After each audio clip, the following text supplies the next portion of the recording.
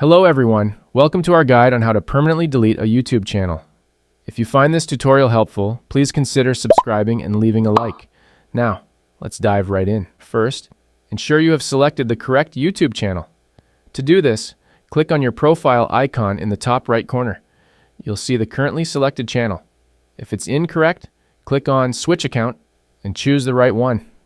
Once you have the correct channel, click on YouTube Studio. In the studio, navigate to the bottom left and click on Settings. After the settings load, select Channel and then go to Advanced Settings.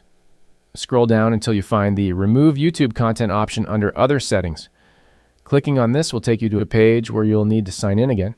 After signing in, you'll have two options. I want to hide my content and I want to permanently delete my content. Select the second option to delete your content permanently. A warning will appear explaining that this action will permanently delete all data associated with your channel. Make sure you understand what will be deleted.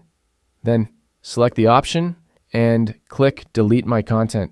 To confirm your decision, type in your channel name and press Delete My Content.